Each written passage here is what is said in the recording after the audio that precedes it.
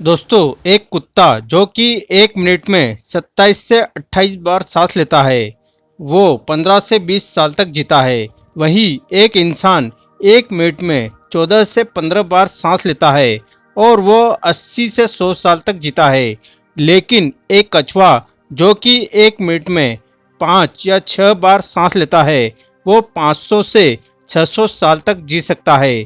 इससे यह स्पष्ट है कि जिस जीव की सांसों की संख्या जितनी कम होती है, वो उतना ही ज्यादा जी सकता है। इस चीज को समझ के हमारे पूर्वजों ने सांसों की संख्या को कम और उसकी गहराई को ज्यादा करने पे काम करना शुरू कर दिया था, क्योंकि वो समझ गए थे कि इंसान को जीने के लिए साल या महीने नहीं बल्कि निश्चित सांसों की संख्या मिलती है और सांसों की गति को कम करके उम्र को लंबा किया जा सकता है। लेकिन सांसों को धीमा और लंबा करने की ये गतिविधि प्राकृतिक रूप से होनी चाहिए। जब हम सांस लेते हैं तो वायु प्रत्यक्ष रूप से हमें 3-4 जगहों पर ही महसूस होती है। कंठ, हृदय, फेफड़े और पेट मस्तिष्क में गई हुई वायु का हमें पता ही नहीं चलता। कान और आँख में गई हुई वायु का भी हमें कम ही पता चलता है। श्वसन तंत्र से गई हुई वायु अनेकों प्रकार से विभाजित हो जाती है, जो अलग अलग क्षेत्रों में अपना अपना काम करके बाहर निकल आती है। ये सब इतना जल्दी होता है कि हमें इसका पता ही नहीं चलता।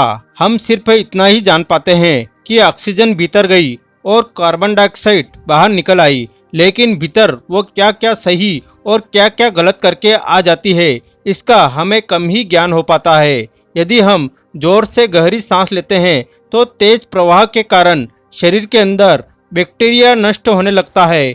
कोशिकाओं के रोगों से लड़ने की क्षमता भी बढ़ जाती है। हमारी हड्डियों के अंदर नए रक्त का निर्माण होने लगता है। आंतों में जमा मल विसर्जित होने लगता है। मस्तिष्क की जागरूकता लौट आती है, जिससे हमारी स्मरण शक्ति दुरुस्त हो जाती है। न्यूरॉन की सक्रियता से सोचने समझने की शक्ति जिंदा हो जाती है। फेफड़ों में भरी हवा से हमारा आत्मविश्वास वापस लौट आता है। दोस्तों, सोचिए, जब जंगल में हवा का एक तेज झोंका आता है तो जंगल का रोम रोम जागरूक हो जाता है, सजग हो जाता है। सिर्फ एक झोंका कपालभाति या ब्रह्मी प्राणायाम उस हवा के तेज झोंके की तरह है। बहुत ही कम लोगों में यह क्षमता होती है कि वो इस हवा के झोंके को आंधी बना सके। इस आंधी को बनाने के लिए लगातार अभ्यास की बहुत जरूरत होती है। 10 मिनट की आंधी आपके शरीर और आपके मन के साथ आपके पूरे संपूर्ण जीवन को बदलकर रख देती है। देखिए, आजकल अधिकतर लोगों की सांसें उखड़ी और बिखरी हुई रहती है या फिर बहुत तेजी से चलती है। लोगों को ये पता ही नहीं रहता कि उनकी सांसें किस प्रकार चल रही है। जब क्रोध का भाव उठता है तो सांस बदल जाती है। वहीं पर अगर काम वासना का भाव उठता है तब भी हमारी सांसें जो है वो बदल जाती है। हमारे हर एक भाव और विचार के साथ हमारी सांसें बदलती रहती है और इसके साथ हमारा खान पान और रहन सहन भी बदलता है। असल में हमारी सांसों का हमारे मन की स्थिति और शरीर के साथ सीधा संबंध होता है। पूरा योग विज्ञान ही सांसों को सही तरीके से लेने पर टिका हुआ है। तो अगर हम केवल अपनी सांसों को सही तरीके से लेना सीख जाते हैं तो हमारा जीवन जादू की तरफ बदल जाएगा। आज इस कहानी के माध्यम से सांसों को लेने का सही तरीका और उसके रहस्य को विस्तार से समझेंगे। दोस्तों, बहुत समय पहले की बात है। एक बौद्ध भिक्षु अपने शिष्यों को अपने आश्रम में योग, ध्यान और प्राणायाम की शिक्षा दिया करते थे। बौद्ध भिक्षु खुद भी एक योगी थे और उन्होंने कई वर्ष हिमालय की गोद में साधना करते हुए बिताए थे।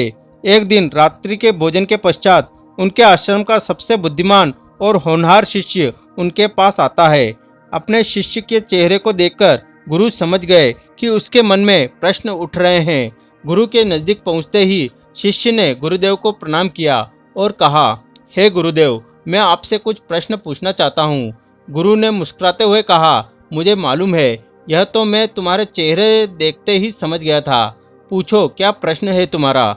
शिष्य ने कहा, गुरुदेव, आप अक्सर कहते हैं कि योग, ध्यान और प्राणायाम का मूल आधार हमारी सांसें ही है और अपनी सांसों पर नियंत्रण पाते ही हम अपने मन और विचारों पर नियंत्रण पा लेते हैं। तो आज मैं आपसे इन सांसों का रहस्य और उसके यौगिक विज्ञान के बारे में जानना चाहता हूँ। शिष्य की ये बातें सुनकर गुरु हल्का सा मुस्कुराए और कहा, जैसे हमारा मन होता है, हमारी सांसों की गति भी वैसी ही हो जाती है, या फिर जैसी हमारी सांसें होती है, हमारी मन की मनोदशा वैसी हो जाती है। यानी हमारे जीवन में सब कुछ हमारी सांसों से जुड़ा हुआ है। जो हमारे भीतर घट रहा है वो भी, और जो हमारे बाहर हो रहा है वो भी, हमारे जीवन में घटने वाली हर एक घटना हमारी सांसों के साथ गहरा संबंध रखती है। मतलब कि अपनी सांसों पर नियंत्रण करके अपने मन और विचारों की गति पर नियंत्रण कर सकते हैं। अगर तुम किसी सच्चे योगी या संत को देखो तो तुम्हें उसके चेहरे पर एक ठहराव दिखेगा। एक सच्चा योगी बुरे से बुरी स्थिति में भी खुद को शांत रख सकता है। इसमें वो अपनी भावनाओं को नहीं दबाता, बल्कि वो अपनी सांसों पर नियंत्रण रखता है और सांसों को कंट्रोल करते ही अपने मन पर कंट्रोल पा लेता है। और जिस आदमी का मन उसके नियंत्रण में हो, उसके पास उसकी सभी समस्याओं का समाधान भी होता है। तुमने कुछ योगियों के बारे में सुना होगा जो 150 या 200 या फिर 300 साल तक भी जीवित रह सकते हैं।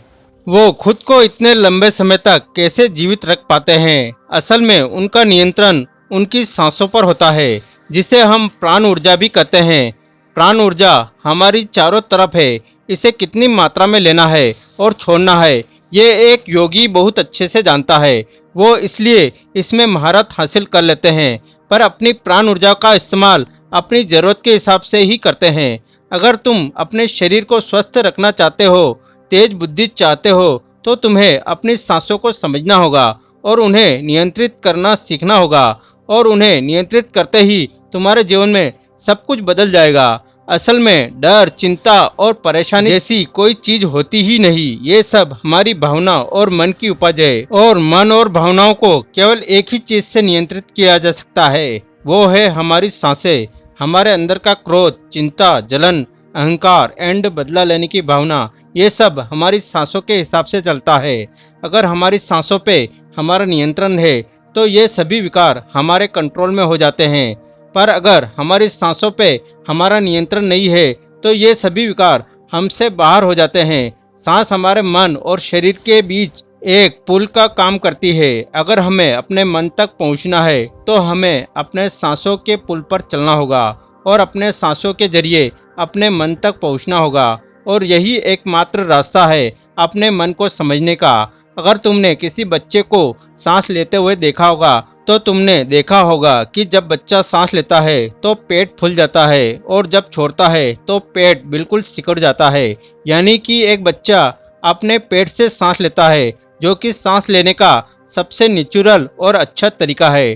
तुमने देखा होगा कि बच्चा किसी भी बात को अपने मन में ज़्यादा लंबे समय तक नहीं रखता है, और ना ही ज़्यादा लंबे समय तक गुस्सा होता है। अगर उसे किसी बात पर मार पड़ती है या डांट दिया जाता है तो वह कुछ देर में उसे भूलकर खेल में मग्न हो जाता है।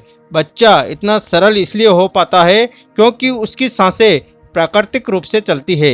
बच्चा ज़्यादा लंबी सांसें लेता है जो कि नाभि से होती है, और ये लंबी सांसें हर मनुष्य को दी गई है। लेकिन इंसान ने अपने जीवन में कुछ अननेचुरल या कुदरत के नियम के अगेंस्ट जाकर कुछ ऐसे काम कर लिए हैं जो कि उसकी सांसों को छोटी करते जा रहे हैं। वो पेट की बजाय अपने सीने से सांस लेता है, और जितनी छोटी हम सांस लेंगे उतनी ही चिंता और बकवास से हम भर जाएंगे। हमारी सांसें जितनी लंबी और गहरी होगी हम उतने ही खुश और शांत रहेंगे।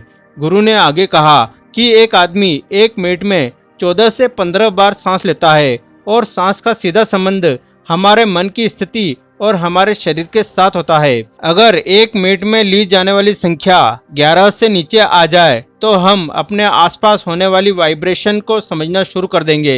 यानी जानवरों की आवाज़ें हमारे लिए स्पष्ट हो जाएगी। तुमने सुना होगा कि शेर, बाघ जैसे खुंखार जानवर भी योगियों के सामने आकर पालतू बिल्ली की तरह व्यवहार करने लगते हैं। ऐसा इसलिए हो पाता है क्योंकि योगियों ने अब सांसों की संख्या को कम करके जानवरों की आवाज़ों के साथ, उनकी वाइब्रेशन के साथ संवाद स्थापित कर लिया है। 1 मिनट में ली जाने वाली सांसों की संख्या अगर 9 से कम हो जाए तो पेड़, वनस्पति जो काम कर रहे हैं वह हमारे लिए समझना आसान हो जाएगा। और अगर 6 से कम हो जाए तो बेजान चीज़ें कैसे काम करती है यह भी समझा जा सकता है। बेजान चीज़ों की दुनिया हमारे सामने स्पष्ट हो जाती है, और दूसरे तरीके से कहा जाए तो ब्रह्मांड की प्रकृति समझी जा सकती है। इस अवस्था में पहुंचकर बहुत से योगी और ऋषि मुनि ब्रह्मांड में घटने वाली बहुत सी बातें और रहस्यों को समझ लेते हैं। हमारा शरीर जितना स्थिर होगा हम उतनी ही सांसें लेंगे। दोस्तों, योग विज्ञान के अनुसार एक साधक अपनी सांसों पर नियंत्रण करके ऐसी बहुत सी चीजें कर सकता है जो साधारण इंसान के जीवन से परे है। योगिक परंपरा में तो यह भी कहा जाता है कि एक आदमी अपनी सांसों को घंटों तक रोककर नए मानवीय आयामों को प्राप्त कर सकता है।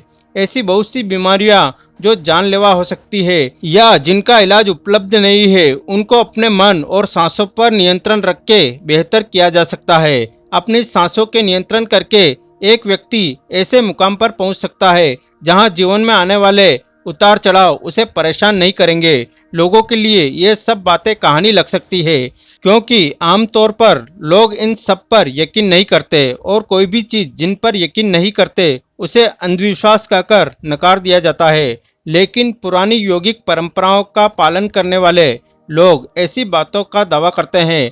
उन्हीं लोगों में से एक है स्वामी रामा। स्वामी रामा हिमालय की गुफा में रहा करते थे। उन्होंने बचपन से ही योग पर नाड़ियों का अध्ययन शुरू कर दिया था। 1970 में स्वामी रामा एक अमेरिकन लेबोरेटरी रिसर्च के लिए गए। अपनी सांसों पर नियंत्रण करके उन्होंने अपने दिमाग और मन पर नियंत्रण कर लिया और उन्होंने कहा कि वो जब चाहे जितनी देर चाहे अपनी सांस, हृदय की धड़कन, ब्रेन वेव रोक सकते हैं। लेबोरेटरी के डॉक्टर ने उनके शरीर पर रिसर्च की और उन्हें मृत घोषित कर दिया। लेकिन इस अवस्था में भी स्वामी रामा सब कुछ महसूस कर सकते थे। यह देखकर वहाँ के रिसर्चर्स की टीम दंग रह गई थी और साथ ही स्वामी रामा अपने शरीर में अपनी मर्जी से ट्यूमर की ग्रोथ कम या बढ़ा सकते थे। रिसर्चर्स की टीम को हिमालय योगिक के सारे दावे झूठे और बेकार लगते थे। वो अब एकदम से इनर साइंस से प्रतीत होने लगे थे। गौतम बुद्ध की जीवनी के अनुसार अगर आप अपनी सांसों को समझ गए तो आपके शरीर में होने वाली वो बीमारियां जिसका इलाज मेडिकल साइंस के पास भी नहीं है, सांसों के माध्यम से उन्हें भी ठीक किया जा सकता है। दोस्तों, तथ्य को समझाने के लिए स्वामी रामा अपने सहयोगियों के साथ मिलकर एक किताब भी लिखी जिसका नाम था साइंस ऑफ डेथ।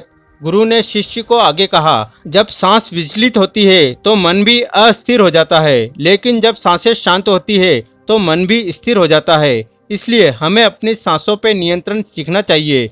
गुरु ने शिष्य की आंखों में देखते हुए कहा, तुम्हें क्या लगता है कि जितनी लंबी सांस तुम अंदर लेते हो क्या उतनी ही बाहर भी निकालते हो? नहीं, सामान्य स्थिति में जो सांस तुम अंदर लेते हो उसकी लंबाई 10 अंगुल होती है और जब बाहर निकालते हो तो 12 अंगुल हो जाती है। यहाँ 1 अंगुल का मतलब 1 उंगली मोटाई से है। हमारी रोजमर्रा की जिंदगी में कुछ काम ऐसे होते हैं जिन्हें करते वक्त हम जितनी सांस अंदर लेते हैं उससे कहीं ज्यादा सांस बाहर निकल जाती है। इसलिए हमारे शास्त्रों में काम और क्रोध पर नियंत्रण रखने की बात कही गई है, क्योंकि यह हमारी प्राण शक्ति को श्रिंक कर देती है। यदि किसी तरीके से बाहर निकलने वाली सांस को कम कर दे तो लंबी उम्र को प्राप्त किया जा सकता है। आगे बौद्ध भिक्षु कहते हैं, अगर बाहर निकलने वाली सांसें किसी व्यक्ति में 1 अंगुल भी कम हो जाए तो व्यक्ति का मन स्थिर हो जाता है और काम वासना खत्म हो जाती है। अगर 2 अंगुल कम हो जाए तो जीवन में आनंद की प्राप्ति की जा सकती है। 3 अंगुल कम हो जाए तो जीवन के रहस्यों का बोध होता है। 4 अंगुल कम होने से इंसान को वाक सिद्धि प्राप्त हो जाती है। अगर 5 अंगुल कम होने से इंसान को दूरदृष्टि प्राप्त हो जाती है। 6 से 7 अंगुल कम होने से साधक के अंदर अति तीव्र गति से चलने की क्षमता आ जाती है। वो कुछ ही पलों में एक स्थान से दूसरे स्थान तक पहुंच सकता है। 8 अंगुल कम होने से साधक को 8 सिद्धियां प्राप्त हो जाती है। ये 8 सिद्धियां हर इंसान के पास होती है, बस जरूरत है तो इन्हें जागृत करने की। दोस्तों, आज की यह वीडियो आपको कैसी लगी? अगर अच्छी लगी तो कमेंट करके जरूर बताएं। Thank you.